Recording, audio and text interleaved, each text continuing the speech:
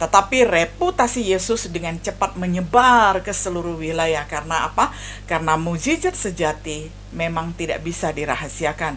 Bahkan musuh-musuhnya harus mengakui bahwa mukjizatnya itu adalah nyata, bukan hasil rekayasa. Begitu juga dengan mukjizat yang dilakukan oleh para rasul, itu adalah nyata semuanya dari kuasa firman Tuhan untuk mengokohkan bahwa Yesus adalah anak Allah.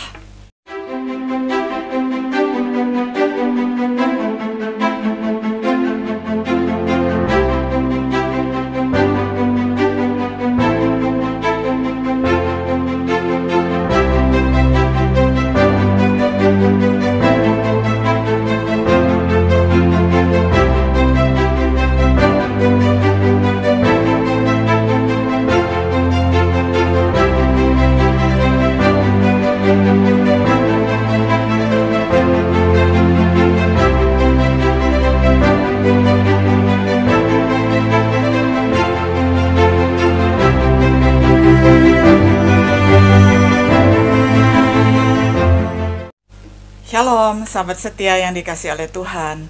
Senang sekali bisa berjumpa kembali di dalam acara Renungan Sahabat Setia. Pada hari ini kita tiba pada episode yang ke-12 di dalam serial Perenungan Kitab Matius dengan tema Pelayanan Keliling Yesus. Saya akan bacakan nats firman Tuhan dari Matius pasal 4 ayat 23 hingga ayatnya yang ke-25. Yesus pun berkeliling di seluruh Galilea. Ia mengajar dalam rumah-rumah ibadat dan memberitakan Injil Kerajaan Allah, serta melenyapkan segala penyakit dan kelemahan di antara bangsa itu. Maka tersiarlah berita tentang Dia di seluruh Syria, dan dibawalah kepadanya semua orang yang buruk keadaannya, yang menderita pelbagai penyakit dan sengsara, yang kerasukan, yang sakit ayan, dan yang lumpuh. Lalu Yesus menyembuhkan mereka. Maka orang banyak berbondong-bondong mengikuti Dia. Mereka datang dari Galilea dan dari Dekapolis, dari Yerusalem dan dari Yudea dan dari seberang Yordan. Sampai sedemikian jauh pembacaan firman Tuhan dari Matius pasal 4 ayat 23 hingga ayat yang ke-25. Sahabat setia yang dikasihi oleh Tuhan, Yesus memulai pelayanan publiknya dengan kepindahannya ke Kapernaum, waktu itu seiring dengan dipenjaranya Yohanes Pembaptis, sebuah kota di pantai barat laut Tasik, Galilea. Penggenapan nubuat di dalam Yesaya 9 ayat 1 hingga yang kedua, bahwa bangsa yang berjalan dalam kegelapan, di atasnya terang telah bersinar. Dari situlah dia mulai mengkhotbahkan pesannya tentang kerajaan surga. Tetapi pekerjaan Yesus bukanlah apa yang kita sebut dengan pelayanan lokal atau di suatu jemaat lokal. Dia tidak tinggal di satu tempat, di mana orang dapat dengan mudah datang untuk melihat dan mendengar Dia. Pelayanannya adalah pelayanan keliling. Dia bepergian dari satu tempat ke tempat yang lain. Jika orang ingin mendengar Dia lebih dari satu kali, mereka harus mengikuti Dia.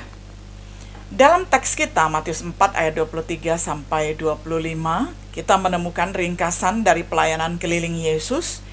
Dalam perenungan ini, mari kita mulai dengan melihat.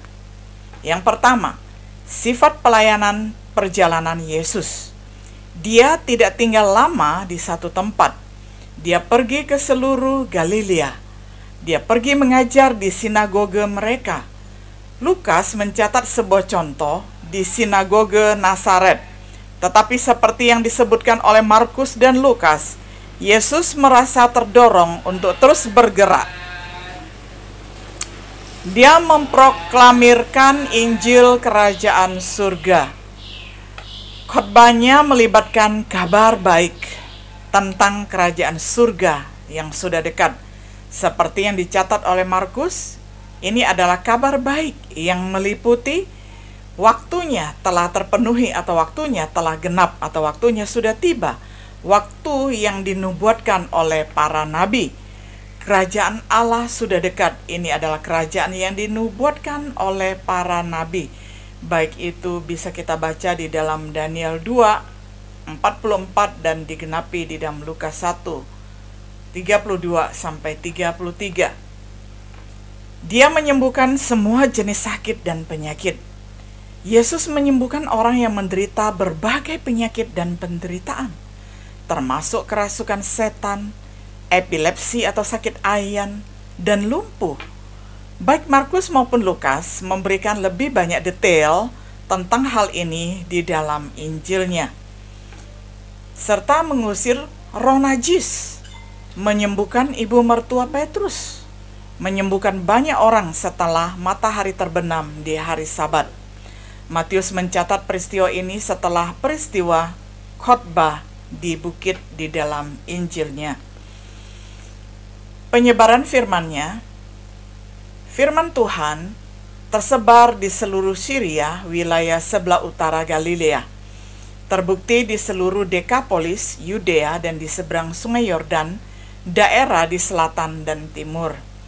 Penyembuhan seorang penderita kusta memaksanya untuk tinggal di tempat-tempat terpencil.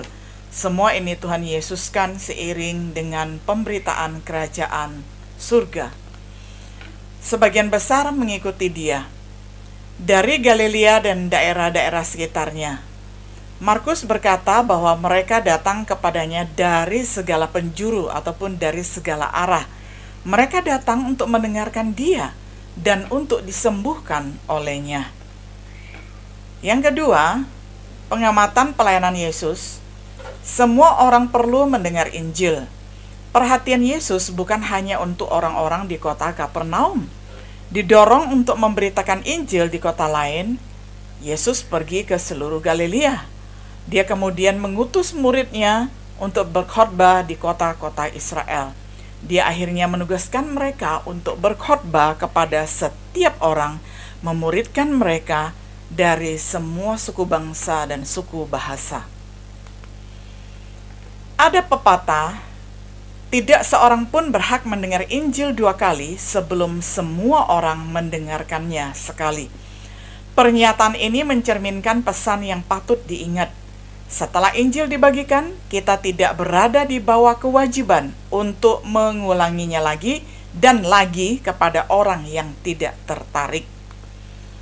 Jika mereka yang mendengar tidak tertarik, mereka telah menilai diri mereka sendiri tidak layak untuk hidup yang kekal. Menurut Kisah Para Rasul 13 ayat 44-47.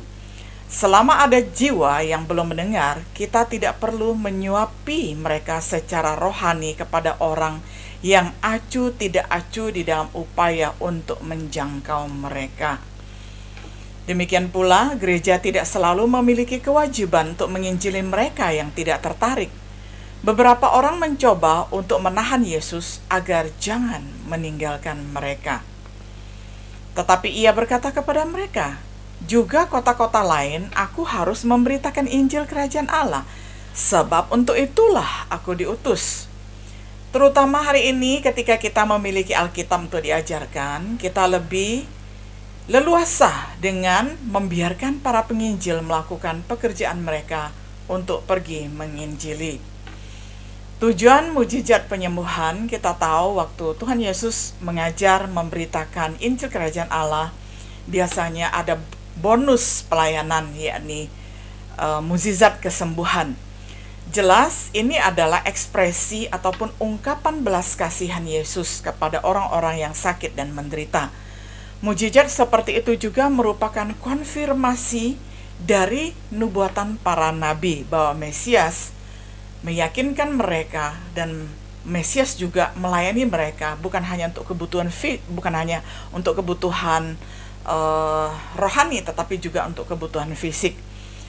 Mereka dicatat sehingga kita dapat percaya. Jadi perbuatan-perbuatan yang dilakukan oleh Yesus ketika menyembuhkan orang-orang yang sakit itu adalah agar setiap yang mendengarkan Injil itu dapat percaya kepadanya.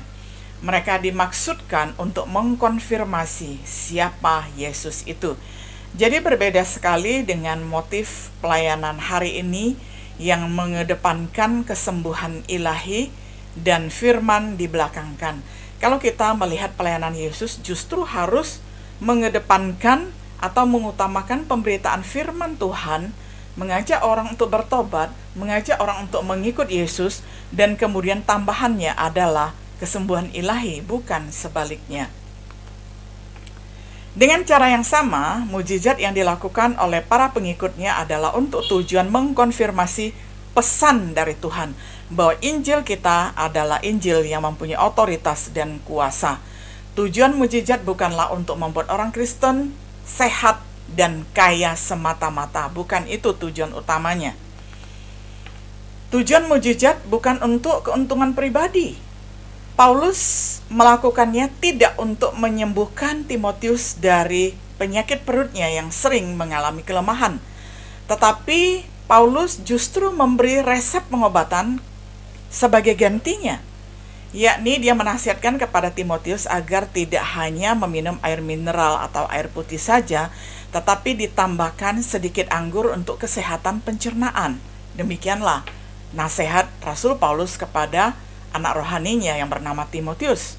Tujuan utama dari mujizat semacam itu seperti biasa adalah untuk mengkonfirmasi utusan Tuhan.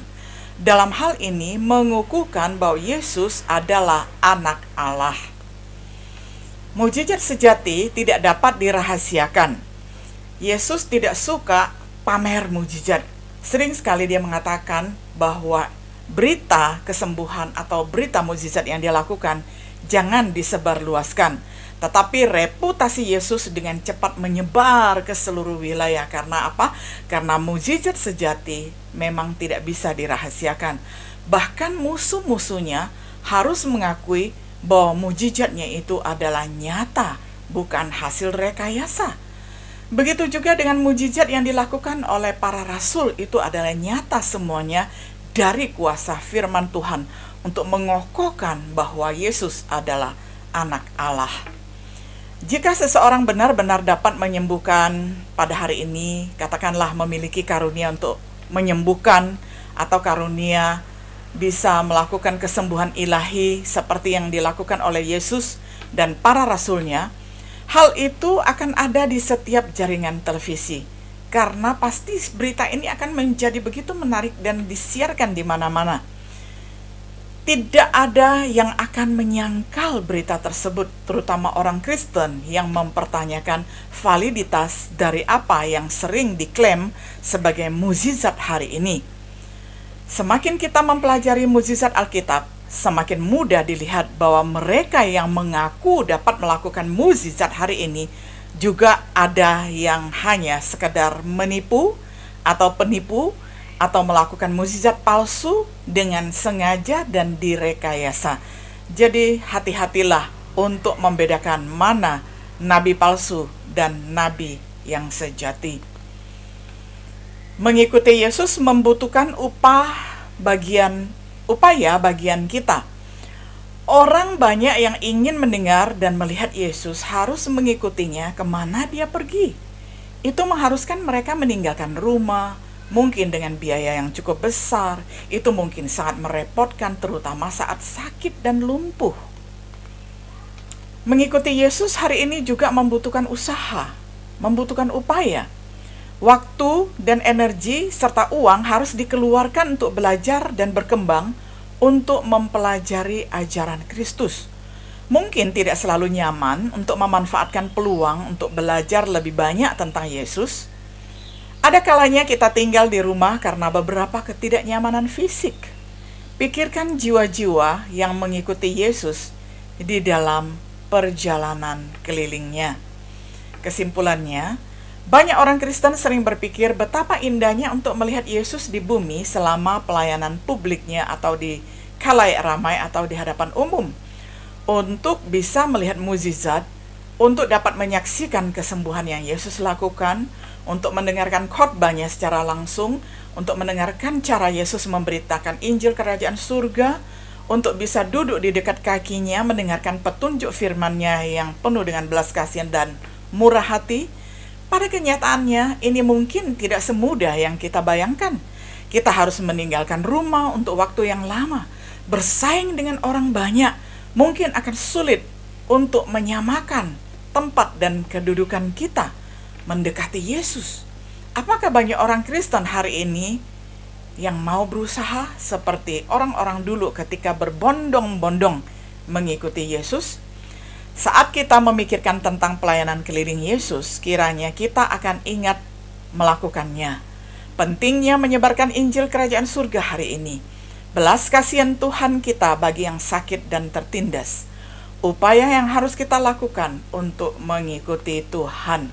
Mungkin yang paling penting adalah untuk menyadari bahwa sekali kita telah mendengar Injil Kerajaan Surga, tidak ada seorang pun berkewajiban untuk mengulanginya lagi dan lagi untuk kita. Artinya, begitu Injil diberitakan, marilah kita menyambutnya dengan baik dan melakukannya sesuai dengan yang dikehendaki oleh Tuhan. Bahwa setelah mendengarnya sekali, kita mungkin tidak pernah memiliki kesempatan untuk mendengarkannya lagi. Merupakan tanggung jawab kita untuk mengindahkan panggilan untuk bertobat dan menerima kabar baik tentang Tuhan Yesus Kristus. Apakah kita sudah melakukannya? Sahabat setia yang dikasihi oleh Tuhan, berbahagialah setiap diri kita menjadi perpanjangan tangan, menjadi juru bicara Allah untuk menyampaikan kabar kesukaan, kabar baik, sebagaimana Yesus berkeliling mengabarkan Injil. Kiranya kita juga memiliki hati, memiliki pikiran, memiliki tangan, dan juga memiliki kaki yang mau berjalan keliling untuk memberitakan berita sukacita ini. Kiranya Tuhan menopang kita dan melindungi kita, serta menyinari kita ketika kita melakukan pekerjaan Tuhan. Shalom.